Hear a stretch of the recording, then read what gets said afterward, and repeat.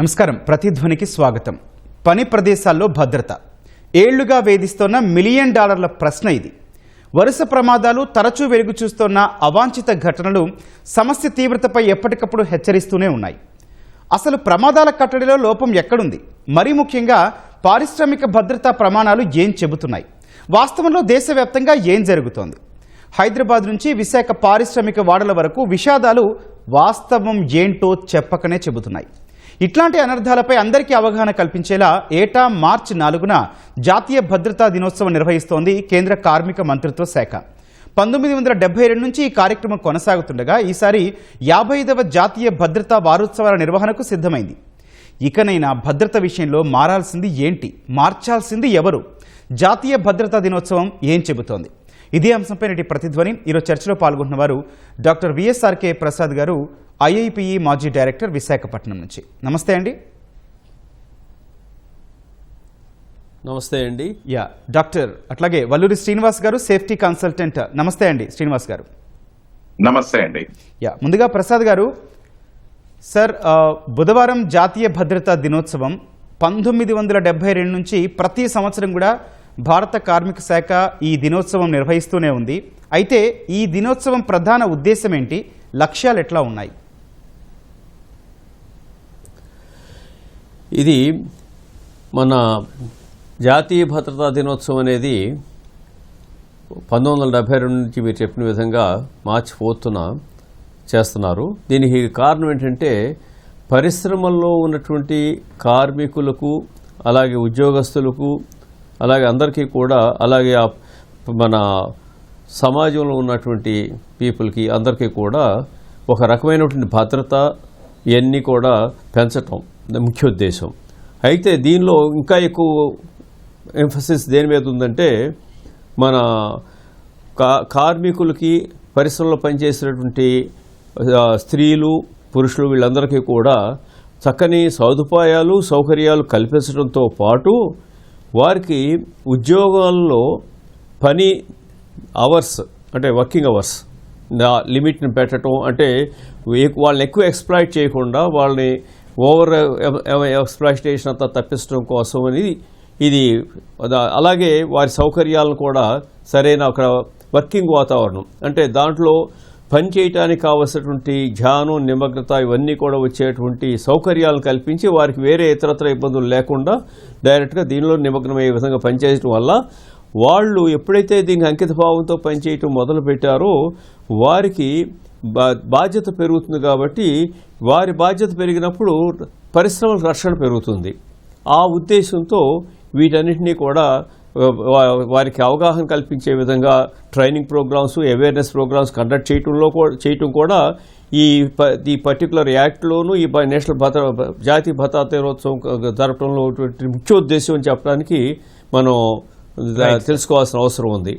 అయితే ఏంటంటే ఇవి మీరు అన్నట్లు ఎంతవరకు జరుగుతున్నాయి, ఏం జరుగుతున్నాయి, దీనివల్ల ఏమైనా ఉపయోగపడుతుందా అని అంటున్నారు. దానికి ఏంటంటే యాక్చువల్గా మనం ఇది పెట్టకముందు అసలు పరిశ్రమల్లో ఉన్నటువంటి అన్ఆర్గనైజ్డ్ సెక్టర్స్, ఆర్గనైజ్డ్ సెక్టర్స్ కూడా ఎంతో కొంత వారు నెగ్లెక్ట్ చేయబడటం జరిగింది. ఇది జాతీయ దినోత్సవం జరుగుతూ మొదలుపెట్టిన తర్వాత ఎంతో కొంత అవేర్నెస్ రావటం, దాంతో పని దినాలు ముఖ్యంగా వారానికి 48 గంటలు మాత్రమే ఆ పని అవర్స్ని, వర్కింగ్ అవర్స్ని పరిమితం చేయటం, అలాగే 180 రోజులు 240 రోజులు ఉండేది ఇంతకుముందు. కనీసం సెలవులకు అర్హత సంపాదించాలి తప్పనిసరిగా అనేది ఇప్పుడు 180 రోజులు తీసుకురావటం. ఇలాంటివి తీసుకురావటం వల్ల వారికి వారికి అవసరమైన పనులు చేసుకోవటానికి కూడా, వారి ఇళ్లలో పనులు అటెండ్ అవటానికి కూడా వీలైన పరిస్థితి ఇవన్నీ కూడా కల్పించడం వీలైంది. కానీ ఇవి పూర్తిగా కూడా ఈ రోజు కూడా ఈ భద్రతా దినోత్సవం జరుగుతున్న 55 సంవత్సరాలు దాటిన తర్వాత కూడా ఇది పూర్తిగా మాత్రం విజయవంతమైందని మనం చెప్పడానికి పూర్తిగా సాహసం చేయలేం. దీనిలో ఇవాళ కూడా చాలా లోపాలు ఉన్నాయి. ఈ ఇంప్లిమెంట్ చేయడంలో పారిశ్రామికవేత్తల నిర్లక్ష్యం కానివ్వండి, లేదంటే అధికారుల ఇది పూర్తిగా సఫలం కాలేకపోవటం వల్ల కానివ్వండి, ఏదన్నా కానివ్వండి, ఇది ఇంకా మెరుగుపడాల్సిన అవసరం ఉంది. పరిస్థితి రావస్తుందండి. శ్రీనివాస్ గారు, పని ప్రదేశాలు, గృహాలు, జనావాస ప్రాంతాల్లో భద్రతాపరమైన సమస్యల గురించి అవగాహన కల్పించాలనే లక్ష్యం కలిగిన ఈ దినోత్సవం ప్రజల్లో మార్పులకు ఎట్లా దోహదపడుతోందండి? ఇది ముఖ్యంగా మనం చూసినట్లయితేనండి, ఈ విధమైనటువంటి మనం ఇందాక మీరు మాట్లాడారు కదా, చాలా అగ్ని ప్రమాదాలు కానీ లేకపోతే వేరే విధమైనటువంటి ఇబ్బందులు కానీ సంభవించడం అనేది జనరల్ గా చాలా వరకు జరుగుతున్నది నిర్లక్ష్యం మూలంగా అండి. ఒకటి. రెండవది వచ్చేసి మనకి కొంత ఈ ఎలక్ట్రిసిటీ రిలేటెడ్ ఇష్యూస్ అవనేయండి, చాలా వరకు ఏంటంటే అవగాహన లేకపోవడం అనేది మనం చాలా ఎక్కువగా చూస్తున్నాం. సో ఇటువంటివి డెఫినెట్ గా ప్రజల్లో ప్రతి ఒక్కళ్ళకి అవగాహన కల్పించాలండి రెండు విధాలుగా.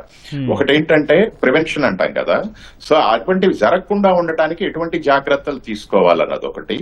ఒకవేళ ఏదైనా ప్రమాదం సంభవించినప్పుడు వాళ్ళు ఏ విధంగా వాళ్ళని వాళ్ళు రక్షించుకోవాలి, పక్కన వాళ్ళని రక్షించాలన్న దానికి తప్పకుండా ప్రతి ఒక్కరికి అవగాహన ఉండాలండి ఇది. సో మనకి ఈ భద్రతా వారోత్సవాలు జరుగుతున్నప్పుడు, భద్రతా దినోత్సవం జరుగుతున్నప్పుడు జనరల్ గా ప్రతి ఒక్కళ్ళకి కూడా ఈ అవగాహన కల్పించడానికి ప్రయత్నం చేస్తారు. మీరు ఈ సంవత్సరం థీమ్ చూసినట్లయితే బేసిక్ గా అది ఎంగేజ్, ఎడ్యుకేట్, ఎంపవర్ అని పెట్టారండి. ఈ సంవత్సరం ప్రతి సంవత్సరం ఒక థీమ్ ఉంటుంది. సో ఇందులో ఏంటంటే మనల్ని పాల్గొనడానికి ఎంకరేజ్ చేయటం, అలాగే ఎడ్యుకేట్ చేయటం, మూడోది మనకి కొంచెం ఎంపవర్ చేయటం. సో వాళ్ళకి ఈ విధమైన పూర్తి అవగాహన కల్పించడం అన్నమాట. సో ఇది తప్పకుండా చాలా అత్యవసరం అండి. ఎందుకంటే భవనాల్లో నివసించే వాళ్ళకి కూడా ఇప్పుడు మనం ఏదో మాల్కి వెళ్తాం లేకపోతే మల్టీప్లెక్స్ కి వెళ్తాం, ఏదైనా ప్రమాదం సంభవించినప్పుడు ఎలా వెళ్ళాలి అన్నది ఎలా తెలుస్తుంది ఎవరికైనా కానీ.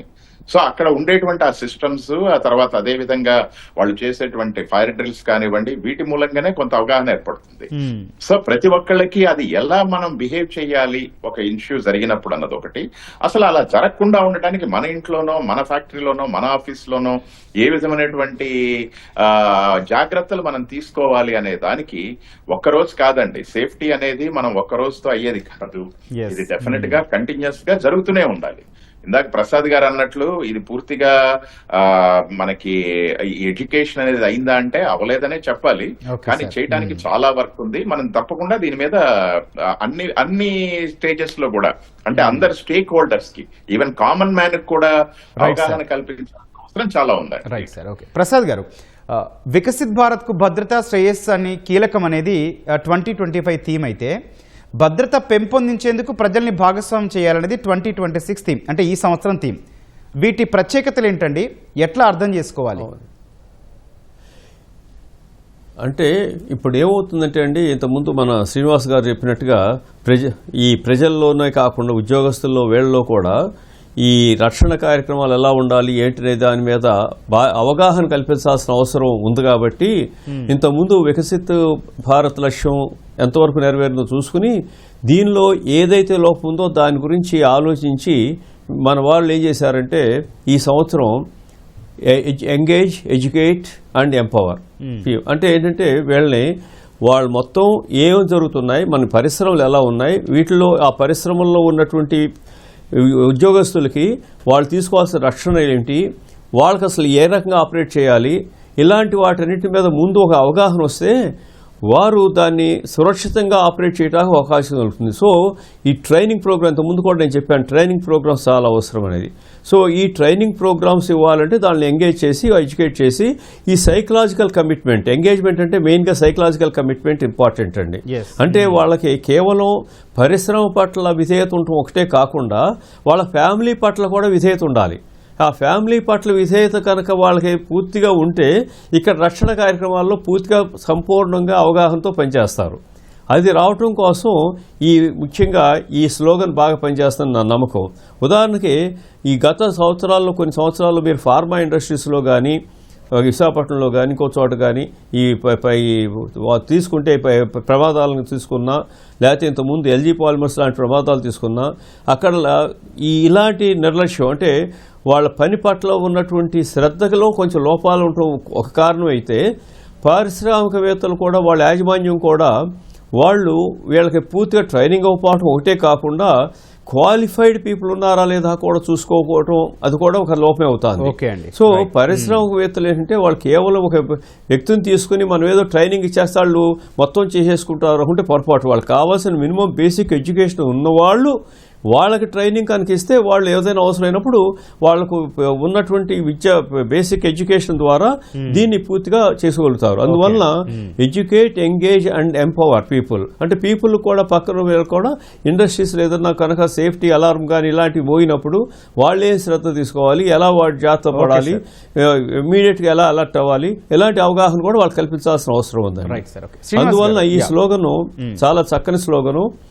రాబోయే 26 సంవత్సరం ఈ రకంగా జరిగి తగ్గుతాయని ఆశిద్దామండి. అవునండి, రైట్, ఓకే. శ్రీనివాస్ గారు, ఇటీవలి కాలంలో చూస్తే హైదరాబాద్, విశాఖ వీటి పారిశ్రామిక వాడలో వరుసగా చోటు చేసుకున్న ప్రమాదాలు భద్రతపై ఏం పాఠాలు నేర్పుతున్నాయండి? ఒకటేనండి, వీటన్ని మనం చూసినట్లయితే కొంతవరకు చాలా వరకు నిర్లక్ష్యం అండి. అంటే మనకి అక్కడ ఆడిట్స్ అనేవి సరిగ్గా జరగకపోవటం, ఫస్ట్ ఆఫ్ ఆల్ అక్కడ సిస్టమ్స్ అనేది కరెక్ట్ గా మెయింటైన్ అవుతూ ఉంటే, అక్కడ ఉన్న వాళ్ళకి కన్నా కార్మికులందరికీ అవగాహన ఉంటే తప్పకుండా వాళ్ళు కూడా అడిగే అవకాశం ఉంటుంది, మాకు ఈ సిస్టమ్ సరిగ్గా లేవని. ముఖ్యంగా ఏంటంటే అవగాహన లేని వల్ల చాలా వరకు ఇవన్నీ మనం సరిగ్గా మెయింటైన్ చేయలేకపోవటం మూలంగా ఎప్పుడో ఒకసారి సడన్ గా మనకి ఎప్పుడు జరగదులే అనే ఒక విధమైన భావం అన్నమాట. సో దాంతో ఇటువంటివి చాలా ఎక్కువ జరుగుతున్నాయండి. మనం ఇది చూసినట్లయితే మనకి ఇండియాలో రోజుకు 40 మంది అగ్ని ప్రమాదాల్లో చనిపోతున్నారండి, ఆల్మోస్ట్. అంటే 1,00,000 మంది. అట్లాగే శ్రీనివాస్ గారు, ఈ సేఫ్టీ కల్చర్ అనేది పాఠశాల స్థాయి నుంచి నేర్పాల్సిన అవసరం ఉందా అండి? ఇందాక ప్రసాద్ గారు అత్యవసరం. మనం ఎలాగైతే మన ఆహారపు అలవాట్లు కానివ్వండి, లేకపోతే ఎలా బిహేవ్ చేయాలనేది మనం ఎలాగైతే నేర్పుతామో చిన్నపిల్లలకి, అదే విధంగా సేఫ్టీ కల్చర్ కూడా చిన్నప్పటి నుంచే తీసుకురావాలండి. సో ఈ విధంగా మనం అందరం కూడా ప్రతి స్కూల్లో, ఎందుకంటే ఇది అందరికీ సంబంధించిన విషయం. అన్ఫార్చునేట్లీ మనకి ఎక్కడా కూడా ఒక స్కూల్స్ వదిలేయండి, కాలేజెస్ లో కూడా దీని గురించి అసలు ఎక్కడా ఎవరు చెప్పట్లేదు. సో ఇవన్నీ కూడా మనం డెఫినెట్ గా స్కూల్ నుంచే మొదలు పెట్టాలండి. ఒక ఫైర్ ఎక్స్టింగ్విషర్ ఎలా ఆపరేట్ చేయాలన్నది ఎవరికి తెలియదండి, చాలా మందికి. 199 మందికి తెలియదు. ఇంట్లో ఏదైనా ఫైర్ అయితే ఇంటి హౌస్ వైఫ్ కూడా తెలియాలండి కంపల్సరీ. సో ఇటువంటివి ఎలా చేయాలన్నది మనం స్కూల్ నుంచి నేర్పిస్తేనే కరెక్ట్ సిస్టమ్. డీటెయిల్ గా డిస్కస్ చేద్దాం సార్. ఓకే, చర్చ కంటిన్యూ చేద్దాం. ఇప్పుడు చర్చకు తిరిగి స్వాగతం. ప్రసాద్ గారు, 1948 ఫ్యాక్టరీస్ యాక్ట్ కానీ, operational safety, health and working conditions code 2020 ఇవన్నీ ఎంత సమర్థంగా అమలవుతున్నాయి సార్? ఇవి ఒక రకంగా చెప్పాలంటే పూర్తి సమర్థతతో మాత్రం అమలు అవ్వట్లేదండి, దానిలో అసలు సందేహం లేదు. ఉదాహరణకి 1948 యాక్ట్ ప్రకారం, ఫ్యాక్టరీస్ యాక్ట్ ప్రకారం కానీ, తర్వాత వచ్చిన 2020 దీంట్లో కానీ పరిశ్రమలో పనిచేసే వ్యక్తులకి వారి సమర్థత పెంచడం కోసం, వీటి కోసం వాళ్ళకి వసతులు, ఇలాంటి వాటిని సదుపాయాలు, ఇలాంటి వాటిని పెంచడంలో కొంతవరకు కృతకృత్యులయ్యారు. కానీ అసలు ముఖ్యమైన విషయం ఏంటంటే ఈ యాక్ట్లో ఉన్నది ఈ మన మాక్ డ్రిల్, అంటే కృత్రిమమైనటువంటి ఒక ప్రమాదాలను కొంత సృష్టించి అక్కడ ఆ సృష్టించిన దాన్ని వెంటనే వీళ్ళు ఫ్యాక్టరీలో పనిచేసే వారంతా దానికి ఎలా రియాక్ట్ అవుతారు అది వాళ్ళు ఒక రికార్డ్ లాగా చేయాలి. అది అలా చేయటం వల్ల ఏమవుతుందంటే ఏ సమయంలో అయినా సరే ఏదైనా గవికిన అన్ఎక్స్పెక్టెడ్గా ఒక అనుకోని విధంగా అకస్మాత్తుగా ప్రమాదం జరిగితే ఎలా దానికి స్పందించాలి అనే విషయం వర్కర్స్ అందరికీ, ఉద్యోగస్తులందరికీ కాకుండా పక్కన ఉన్న ప్రజలు కూడా ఒక అలవాటుగా మారుతుంది. అది దాంతో ఎప్పుడైతే జరిగిందో ప్రమాదం వల్ల, ఎప్పుడైనా అనుకోని ప్రమాదాల వల్ల కూడా వచ్చే ఈ లైఫ్ లాస్ కానీ, లేకపోతే ఇంకా ఇతర ప్రాణ నష్టం కానీ, ఇతర గాయాలు కానీ ఇలాంటివి కూడా తగ్గుతాయి. ఉదాహరణకి ఇది ఎలా తయారైందంటే మాక్ డ్రిల్ అనేది జస్ట్ ఒక రిచువల్ లాగా, జస్ట్ వాళ్ళే ముందే చెప్పేస్తారు వాళ్ళు ఉంటుంది అని, ఇది కొడతారు, అందరూ అడావుడు చేస్తారు, చేసేసి రికార్డ్ చేసినట్టు రాసేస్తారు. అంటే రికార్డులు రాయటం కోసం అని చెప్పి మాక్ డ్రిల్ తయారు చేస్తే మాత్రం అది దట్ బికమ్స్ ఏ ఫెయిల్యూర్. అదే జరుగుతుంది ఇప్పుడు.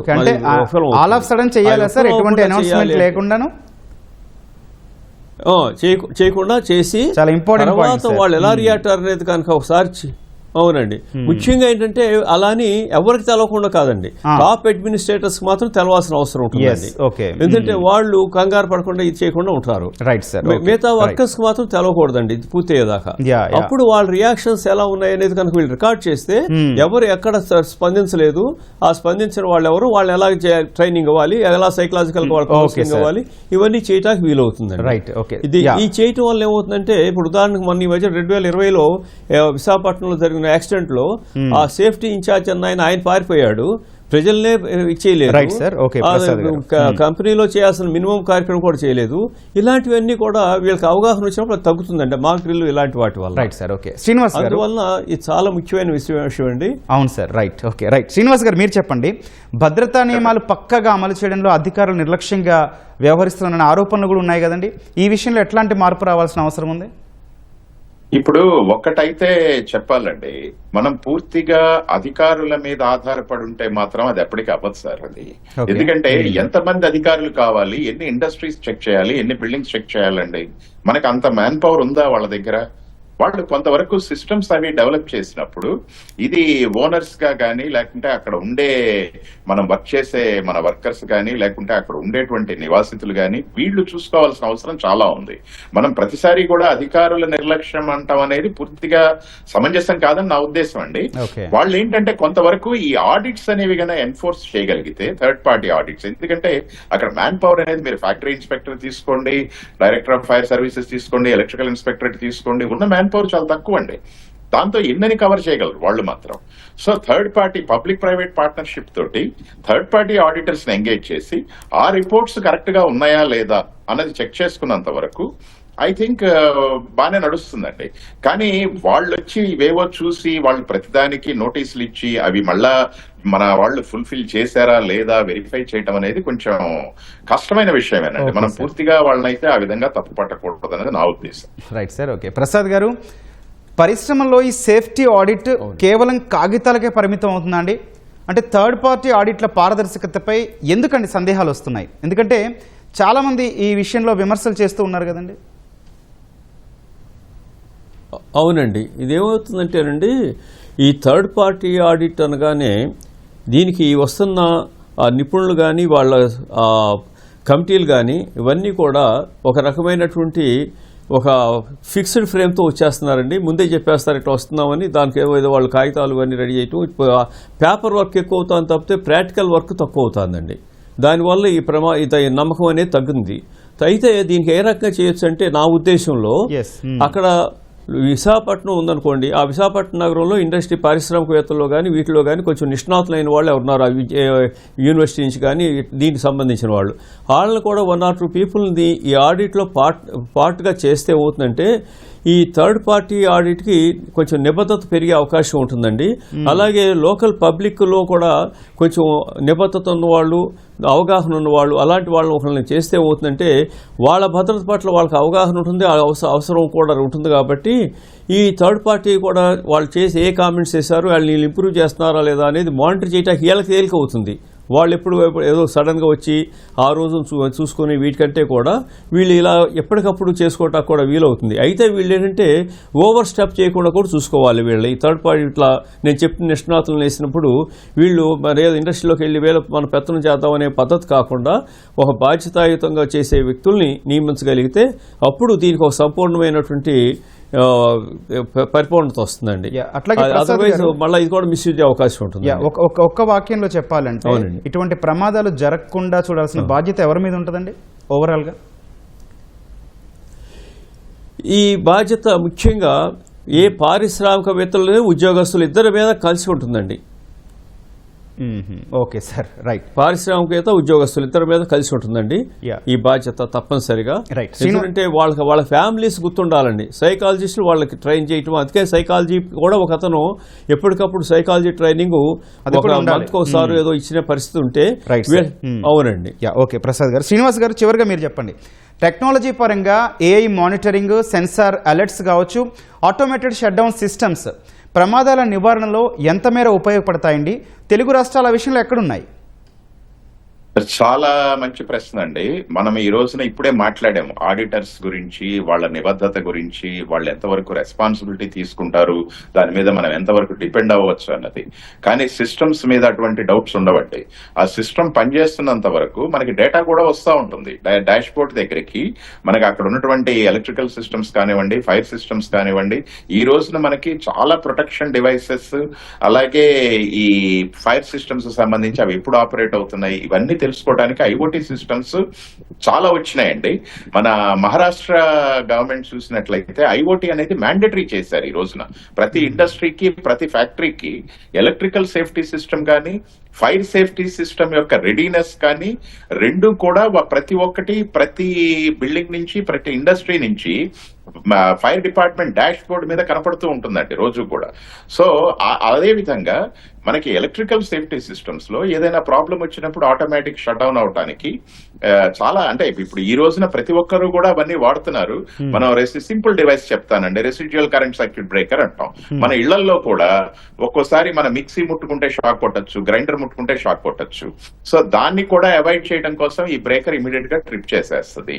సో ఇది మనకి ఆల్మోస్ట్ లాస్ట్ 30 సంవత్సరాల నుంచి ఇది మ్యాండేటరీ రిక్వైర్మెంట్ అండి. కానీ ఇంప్లిమెంటేషన్ లో కొందరు ఏంటంటే ఇది పెడితే ఏదో న్యూసెన్స్ ట్రిప్పింగ్ అయిపోతుందని చెప్పేసి బైపాస్ చేస్తుంటారు. బట్ మనం చూస్తే ఈ రోజున ఇండస్ట్రీస్ కానీ వీళ్ళందరూ చాలా వరకు 90% అందరూ కూడా ఫాలో అవుతున్నారండి. కానీ ఐఓటీ అనేది నేను విన్నది మన తెలంగాణ రాష్ట్రంలో కూడా ఇది తీసుకొస్తున్నారని విన్నాను. చాలా ముఖ్యమైనటువంటి ఇన్స్ట్రుమెంట్ ఇది. మన అది గన తీసుకొస్తే ప్రతి బిల్డింగ్, ప్రతి ఇండస్ట్రీ కూడా ఎంతవరకు రెడీనెస్ ఎంతవరకు ఉంది అన్నది మనకి ఈజీగా తెలిసిపోతుంది. అదే విధంగా ఫైర్ డిపార్ట్మెంట్ వాళ్ళు అక్కడికి వెళ్ళేటప్పటికి వాళ్ళకి ఆ బిల్డింగ్ గురించిన కంప్లీట్ డేటా వాళ్ళకి మొత్తం ఉందనుకోండి, సాఫ్ట్ కాపీస్ డేటా ఉంటే అక్కడికి వెళ్ళేసరికి ఎక్కడ ఫైర్ సిస్టమ్స్ ఉన్నాయి, ఎక్కడ ప్రాబ్లం వచ్చింది అన్నది వాళ్ళ స్ట్రాటజీ వాళ్ళు ముందు చేసుకుని వెళ్ళడానికి కూడా చాలా అవసరం పడుతుంది. సో అందుకని డెఫినెట్ గా టెక్నాలజీ మీద డిపెండ్ అయితేనే మనకి ఫ్యూచర్ లో సేఫ్ గా ఉండగలుగుతామండి. మనుషుల మీద ఆధారపడటం అనేది కొంచెం నిర్లక్ష్యం జరిగే అవకాశం అయితే చాలా ఉంది. సిస్టమ్స్ లో అలా జరిగే అవకాశం లేదు కాబట్టి తప్పకుండా మనం దాన్ని అమలు పరచుకోవాల్సిన అవసరం ఎంతైనా. Right sir, thank you sir. Doctor VSRK Prasad garu, అట్లాగే వల్లూరి శ్రీనివాస గారు చర్చలో పాల్గొన్నందుకు థ్యాంక్ యూ అండి. ఇది నేటి ప్రతిధ్వని. నమస్కారం.